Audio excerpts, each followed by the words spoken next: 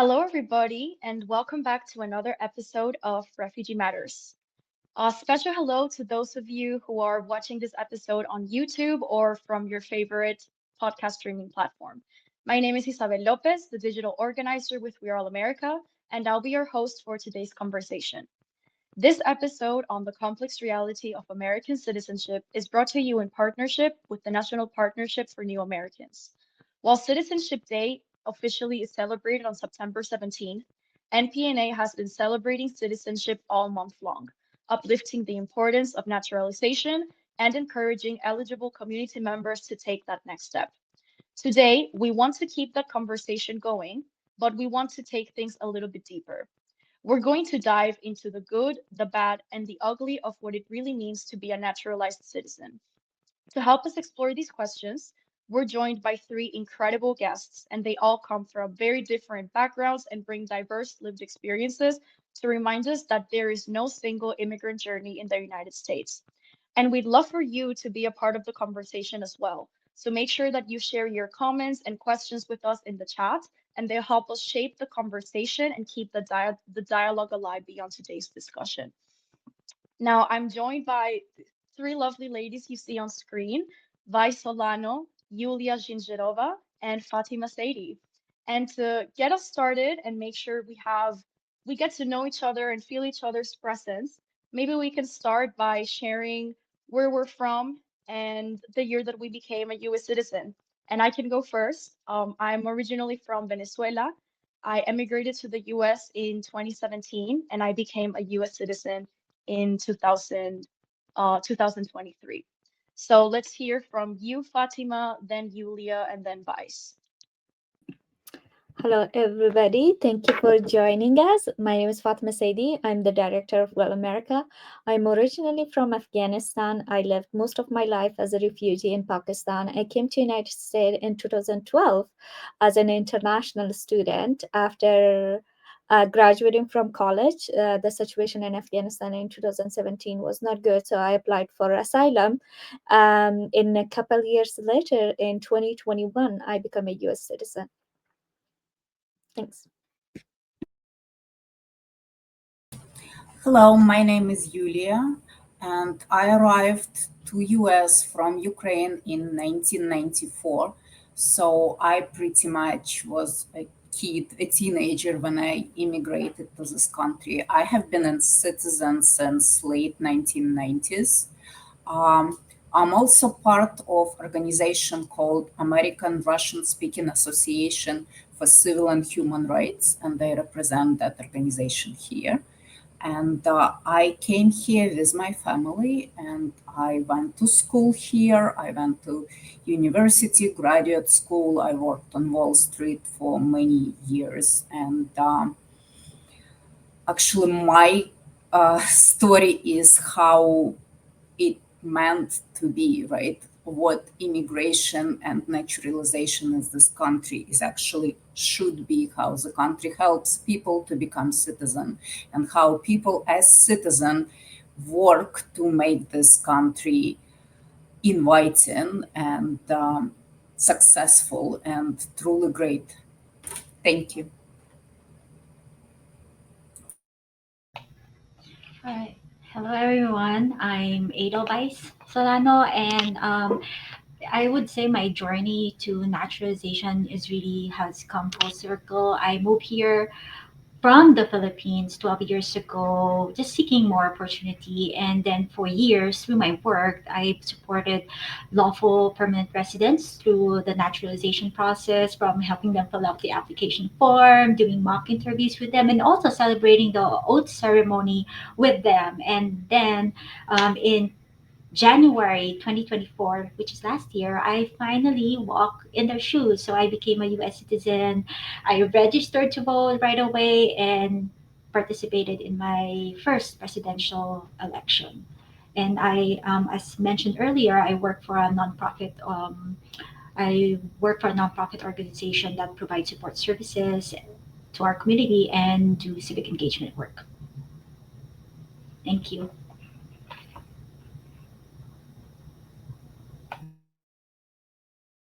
Thank you guys for introducing yourselves and giving us a little bit of a preview about your stories and your journeys of how you came to the US and became a naturalized citizen. And now it's time to go a little bit deeper because we want to hear a bit more in depth of what those journeys looked like for you, from the moment that you got to the US and, like we said at the start, the good, the bad, and the ugly of what that was like. And we'll turn it over to you, Fatima, to tell us a bit more. um,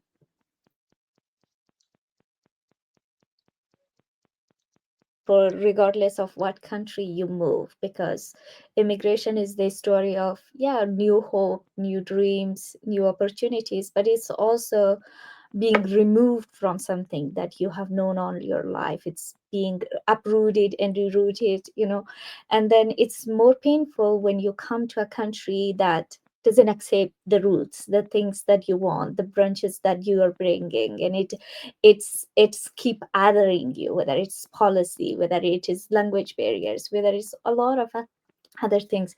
So my story is not so different than many other asylum seeker stories, and I often, um, when I think about what my journey meant, my relationship with America has always been very complicated. It has been more complicated before my birth, before I was born, and that is because of the US's foreign policy and the US invasion in Afghanistan, and even before that, the foreign policies the US implemented in my region. So because of that, the consequences of that, my family become refugees. Then when I came here, received an education. So it was great. The reason that I could receive an education and I could provide, to be able to support my family. And I have been basically a father to my siblings for since 2016. And I would not have been able to do that if I did not have that American education, that coming here for better opportunities.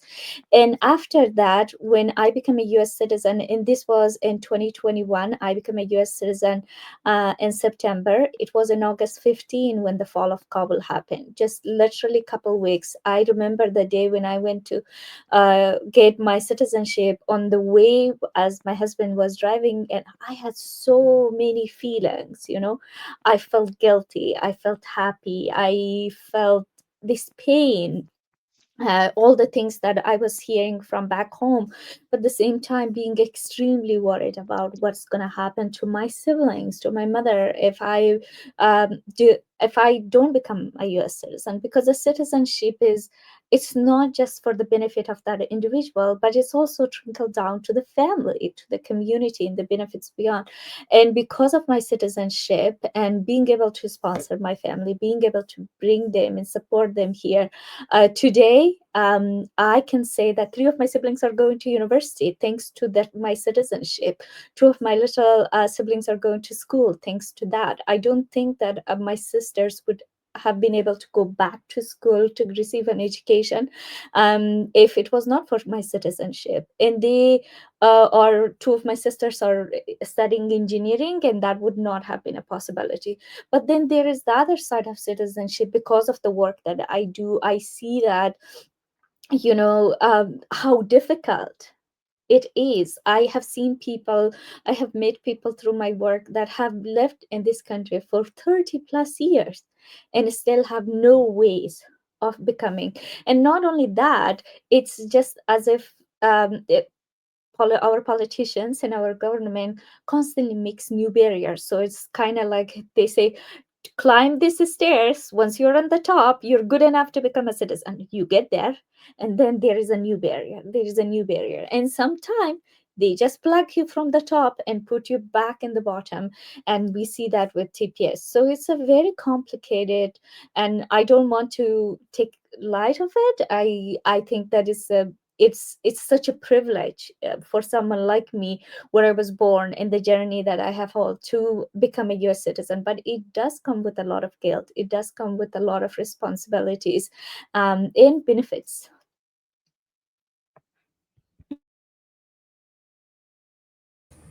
I guess I can go next.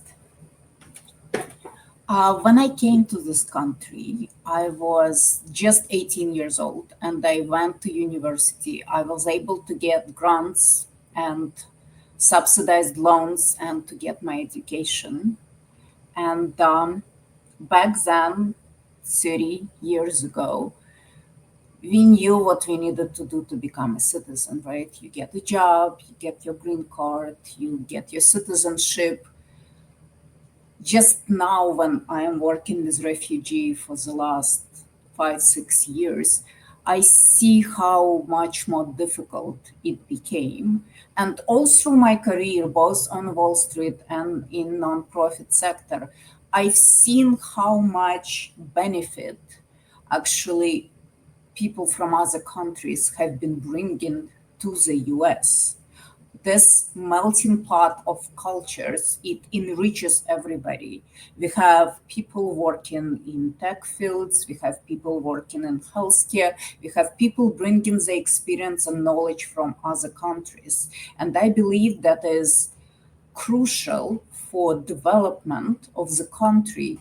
This this friendship, this melting of the experiences with other people. And I also truly believe that people need to have a clear path to citizenship in order to be able to live normally and focus on building their life, building their careers, raising their families. They should not be thinking about what would be the next idea that comes into somebody's head that would just make my life more difficult for no reason. And also, when I see what's happening in Eastern Europe right now with Ukraine and Russia, and I see refugees from Ukraine who have nowhere else to go, who are literally escaping the war. And I see people from Russia who came here because if they go back, they will be arrested, they might be tortured. We have heard stories of people who were refused asylum in the US and they just killed themselves because they could not go back. Not just people from Russia or Ukraine, but people from Afghanistan, people from other parts of the world, people from Sudan. I believe it's our responsibility, and maybe I feel it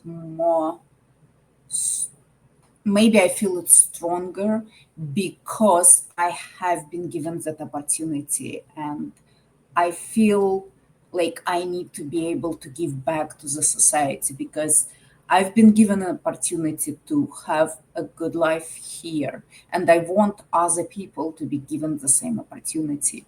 I believe that a strong, powerful country like the US could and should take active steps in preventing or at least mitigating all the miseries that is happening right now in the world. This is what we need to do as humans. This is our human empathy that should be driving us. And I'm just trying to do my small part in all of this. Thank you. All right. So, my journey here, becoming a US citizen is really very meaningful, and I would say incredibly fulfilling because honestly, it still feels surreal having been naturalized in January of 2024. And it was a long process because I came here to the US with an H4 visa, which meant that I had to wait before I could legally work. So that waiting, even though you mentally, emotionally, and even physically prepared to migrate to another country, it's when that when you have in that particular moment you feel like all the waiting, it's like, is it worth it to move here? Is that it's also about identifying your purpose and also going back to your identity. So there is a challenge of wanting to go back or still move forward.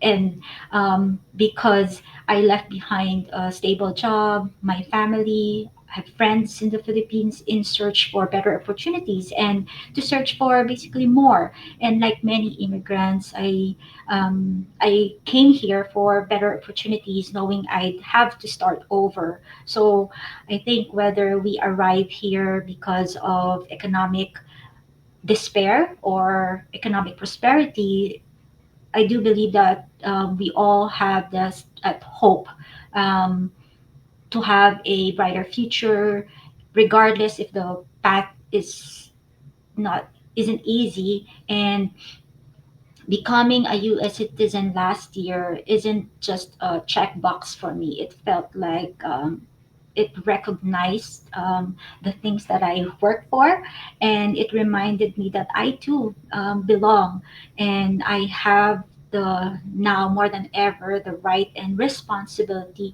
to show up, contribute, and keep growing for myself, for my family, and also for my community.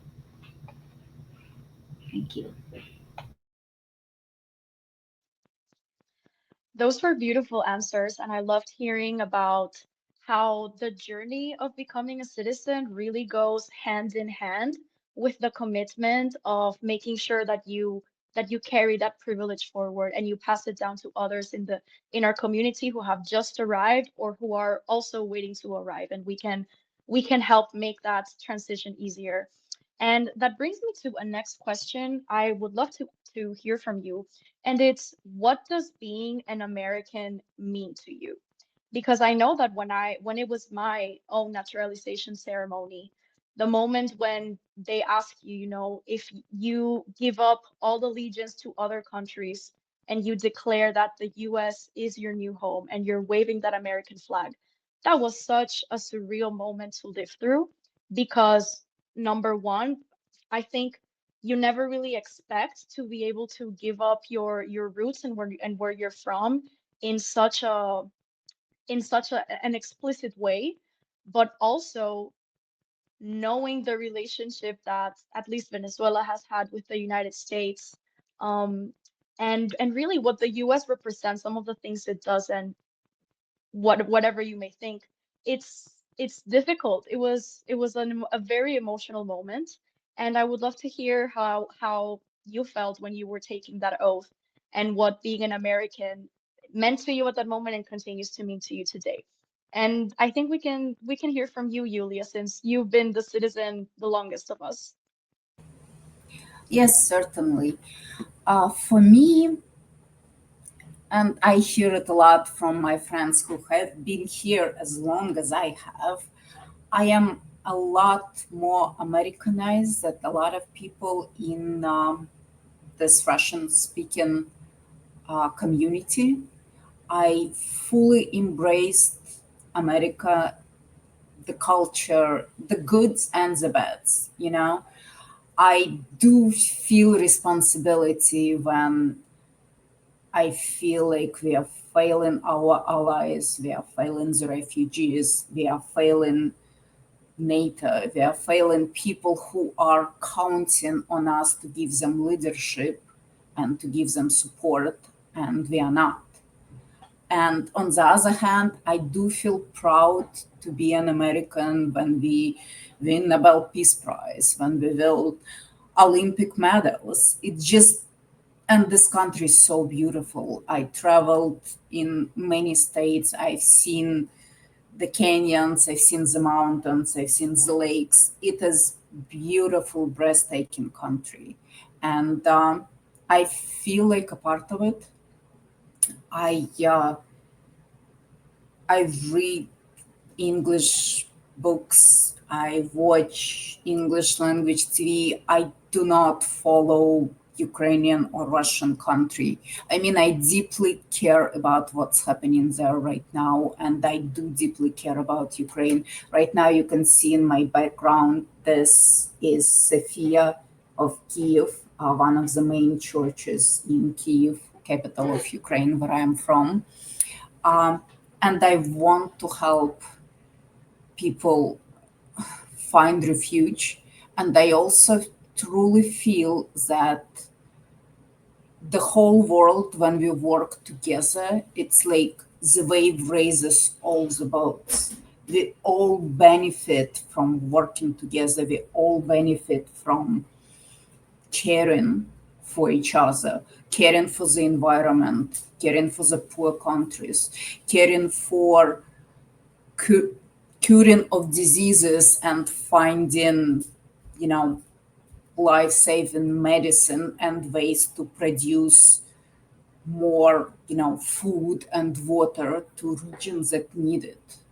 And I believe that this is the American dream, not just living a good life myself, but being able to help others, being able to help the whole world to become better and more connected and more prosperous. Thank you.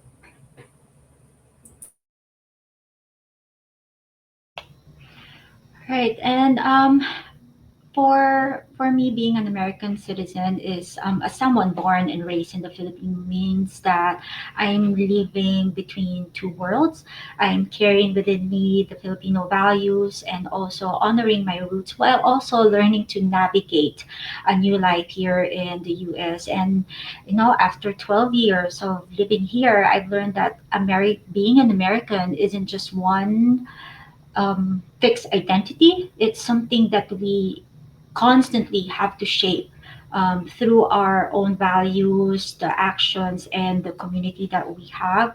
And for me, it's showing up. It's connecting immigrant like myself and underserved communities to resources and helping them also navigate the complex health systems, and also using my voice to be able to advocate for those who overlooked and unheard. So it also means embracing all parts of who I am, which is I am Filipino, I am AANHPI, and also I am an American. And it's not choosing one over the other, but letting them coexist and together and be full and proud to represent it. And I believe it all exists together.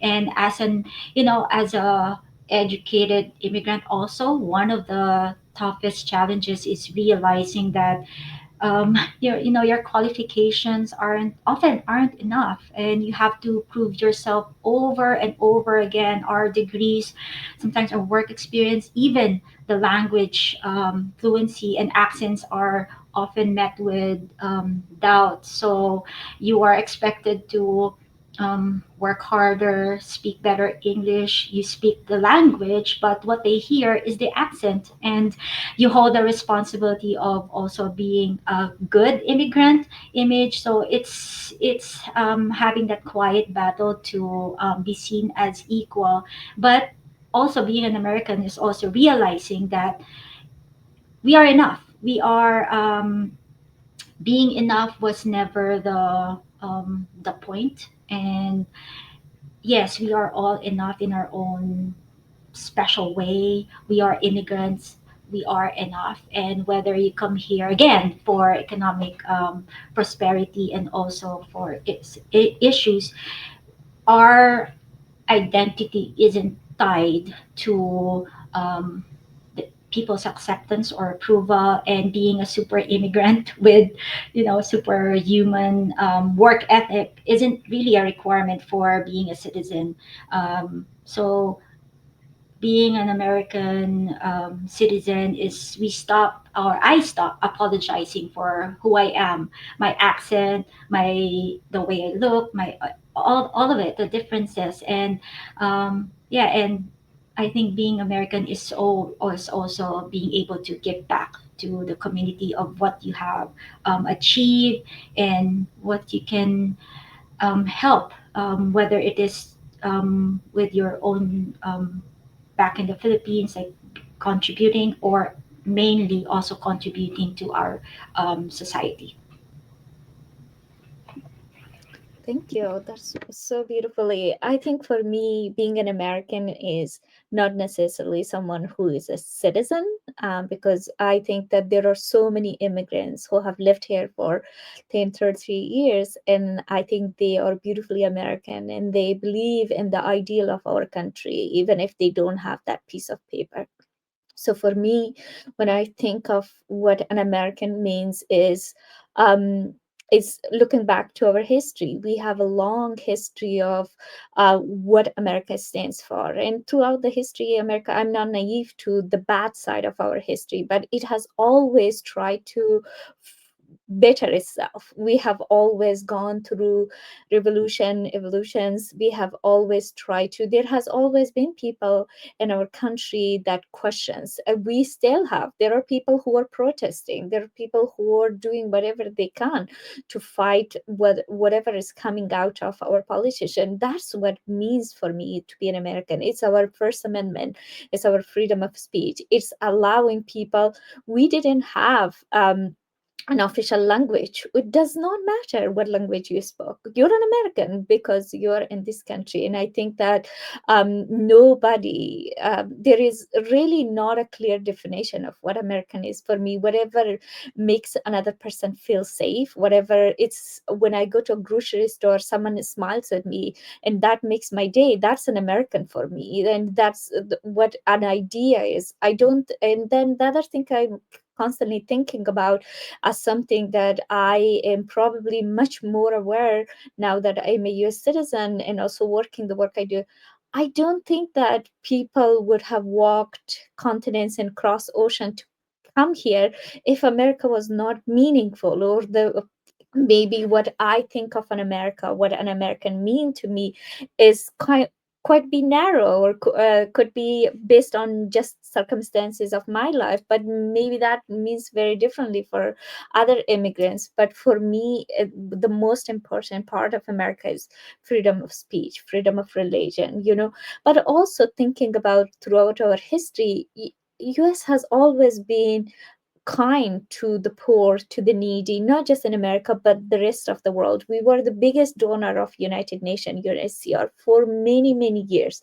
We were the first country to actually bring the UN together and say that we need to create something. We were the one that has always called on dictators and ruthless rulers around the world to not to certain things, or the genocide happening in other countries and things. It's not that our country has not done it, but we have always balanced it in a way that I am afraid that as now what America means for me is kind of becoming scared, what the reality is. So for me, when things that what does American mean for me, is like there are moments that I close my eyes and I think about it, that maybe American means for me that I have a house, I have a dog, and I have a husband that goes to work and comes back at night. I don't have to think about bomb blast. I don't have to think about bullets. But that's not the reality of many people in this country. That's not the reality of many people based on our foreign policy. So being an American, I think for me, is becoming blurry at this moment, and it's scary in a way too. So, um, sorry to say, the emotional, the what a lot of our community members are feeling at this moment. Passing back to you. A reminder for the folks that are listening to us live, you can share your comments and your questions at any point if you want to be a part of this conversation as well. And that was very moving. And now I'd love to talk about something that you've all sort of alluded to at different points of our conversation, which is the privileges that come with an American citizen, but also the rights and responsibilities that it carries as well. And it can range from things as simple as, the duty that we have to do civic engagement, to vote, to help shape our democracy. But I think that when you become a naturalized citizen, you are choosing America as your home. And that has a different meaning, and in what you owe to it the idea of America that you were talking about, Fatima. We chose America to be our home because we believe in that very deeply. And in some of our cases, we come from countries where we don't have the same privileges and rights and liberties that we have in the US.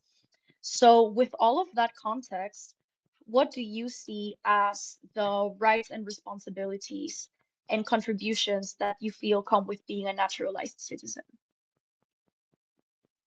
And we can hear from you. Yes, sure. So I think as a naturalized citizen, I feel a deep responsibility to give back, which I shared earlier, give back to the community that welcomed me, and I and to use my voice by voting and also encouraging people to vote and register to vote for those who are eligible, and and helping others also navigating certain challenges, whether it is guiding them through citizenship, applying for SNAP, getting food, and just connecting them to resources that any one who needs that type of service. And now being a citizen, it's also showing up not just for myself now, but also for my community, for those who are also still on that journey of naturalization. And it's for me, it's also about participation and providing support and having that uh, equal and uh, inclusive opportunity and um, opportunity for our community. Thank you.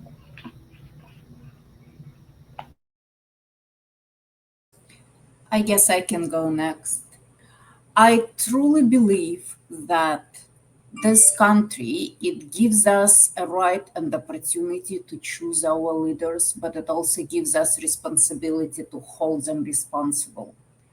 So we need to keep showing up, we need to vote, we need to educate people. Sometimes we just need to speak up and say this is not right.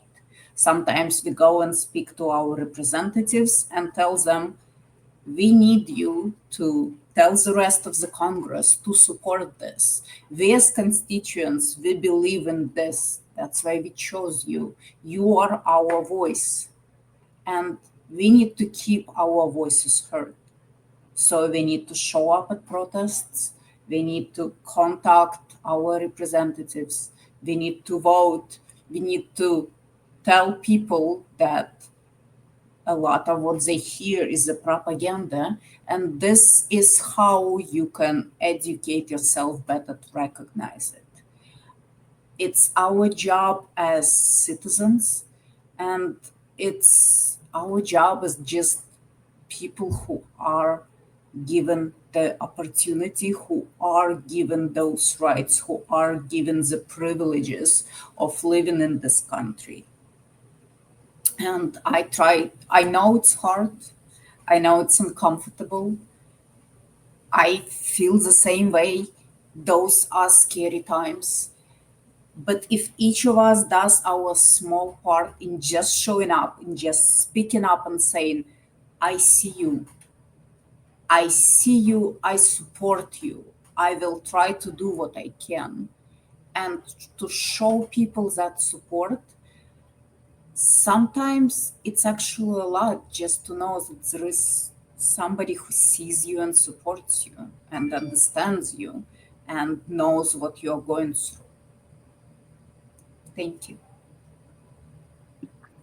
Uh, I was actually, for those of who are just listening, we had a prep call among us, and I was joking that, when I think about America and being in America, it's like almost feels like I'm in an abusive relationship with a boyfriend that is narcissistic. That's how it really sometimes feels, you know. So then when you think about what kind of responsibility and contribution you have to a country that, you know, um, this talked about, you have to constantly prove yourself, you have to constantly, we have to constantly fight, we have to constantly say that we are worthy enough, we are coming here.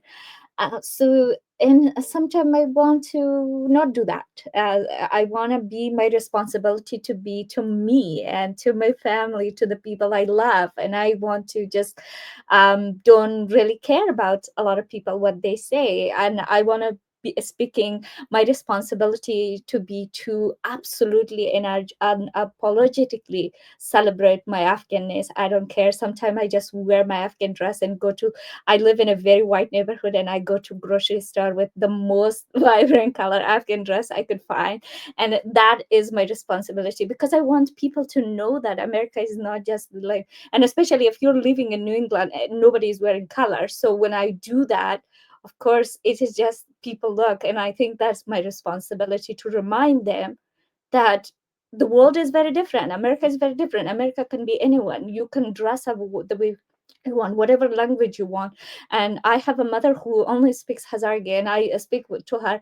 And sometimes people look, not just because they're angry or anything, just out of curiosity. And I talk to my mom louder, and we laugh. And I want them to see that otherness. I want our responsibility sometimes could be to make people uncomfortable, you know, to demand our rights, not to be small. So I think of those things. Yeah, it is voting. Yes, it is reaching out. Yes, all of those things.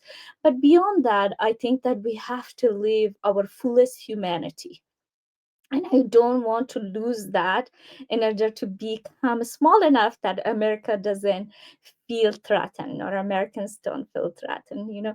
So my responsibility, I think, goes beyond that. My contribution is me choosing this country, us choosing this country, us coming to this country, staying, us fighting for this country. And I think that when I meet immigrants, I think how brave they are and how generous they are and how graceful they are. You cannot have the most beautiful heart and be able to handle and forgive this country and the people and the hate sometimes coming at us. You have to be the most beautiful people in order to be able to tolerate all of those things and still have a future for your children. I have a little son, and I think when I look at him, and I still have all these hopes and dreams and all of those things, and the same with all these other immigrants I see. So then I think about that as having hopes for our children is a type of contribution, a type of things that,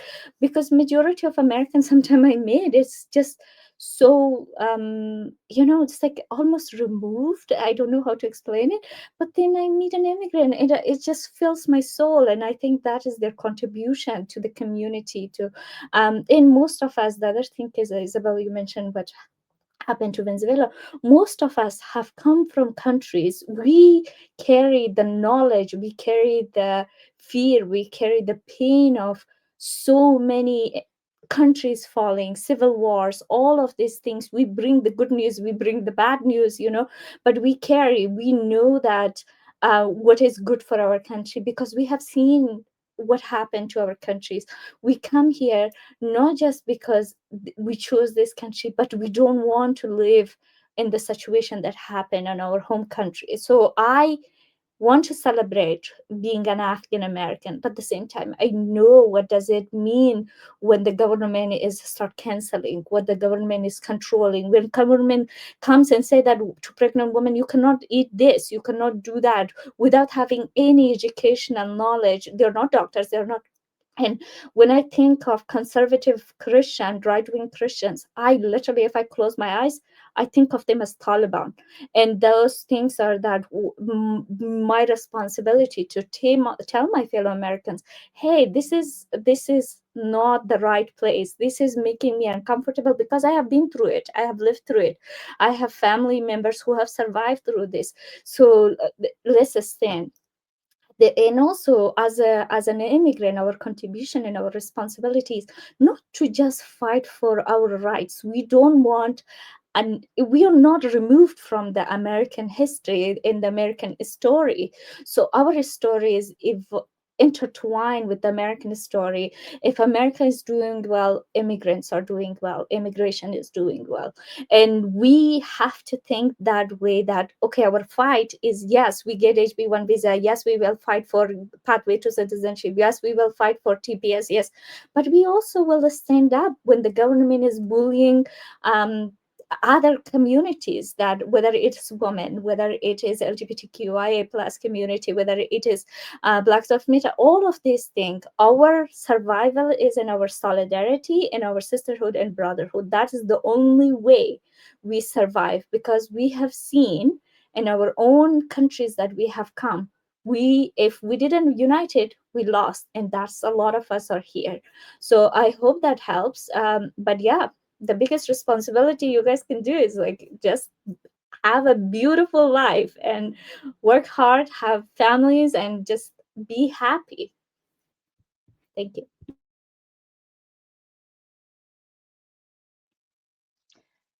That was beautiful, Fatima. And all of you guys' responses were really great. I was taking a look at some of the comments that our audience has have been sending, and there's some folks who are really relating to that inner fight and that struggle and confusion that comes from being in the US at this time and witnessing everything that's going on. So I think it would be a good idea if maybe as a parting message to our audiences, if we can share just a message of how you have all coped with those feelings. And we have said that being an American, it's not signified by the piece of paper. It's by the fact that you are living here, you're contributing, you're paying your taxes, you're seeing everything that is happening. So by nature of all of those things, you are American, and there are very complicated and complex feelings that come with that. So maybe Fatima, do you have any words of wisdom, I guess, for folks who are navigating those emotions? Oh, Isabel, you're calling me old.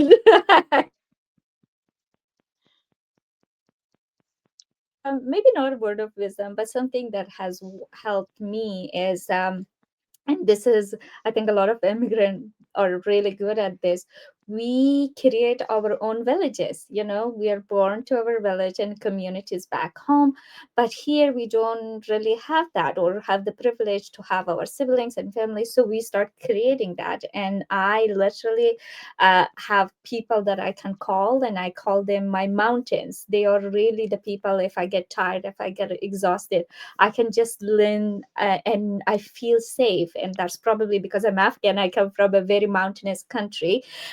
But just find your people, people that this is not easy, and this is not going to be easy.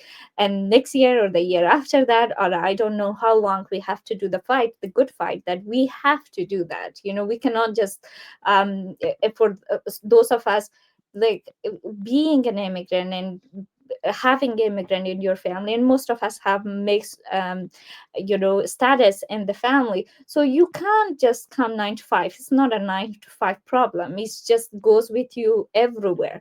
So with that, you have to find that 2 or 3 people that you can call and say, hey, I just need to vent about this policy, or I need to talk to you about this situation. Find your favorite restaurant or something. I live in Maine, so I go for a lot of walk, and I have a dog that loves walking, so I have created that place that keeps me safe emotionally, basically. And I hope that's helpful. I just wanted to say what helps me is meeting people like me, meeting people like Fatima, like Isabel, like Edelweiss.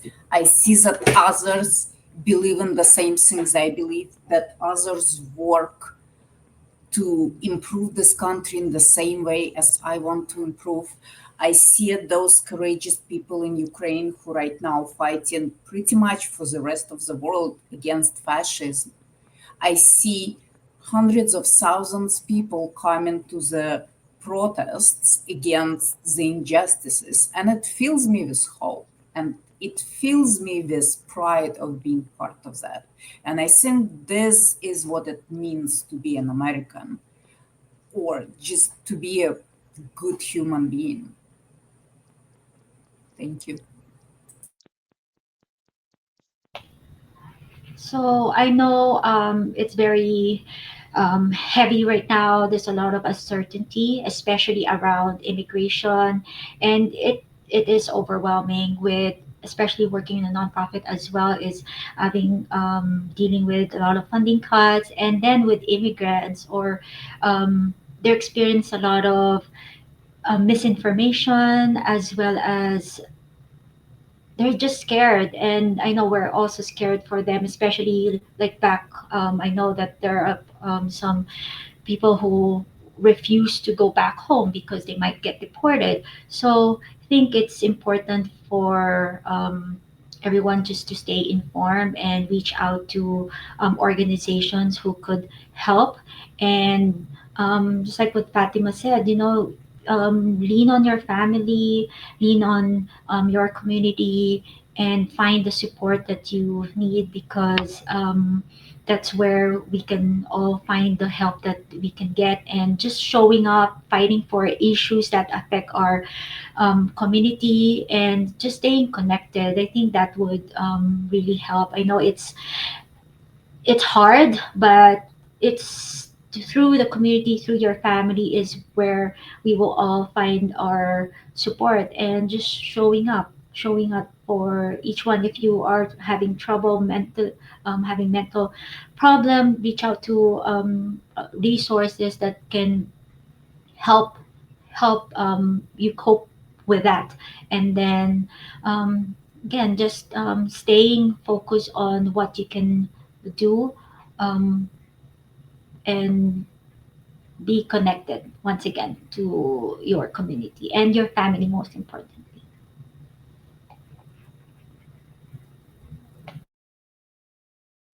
Being connected and in community with our families, our villages, our mountains, like Fatima was saying, is definitely how we keep going. We have each other, and being in spaces like these with people like you really fills my heart. It fills my cup. I feel very recharged from this conversation, and I think I speak from for all our audience just by reading the comments that we all feel very seen by acknowledging how complex it is to live with multiple identities and cultures. Someone in the chat is saying it's not easy, but it is a gift. And it's a gift that really keeps giving to everyone around us.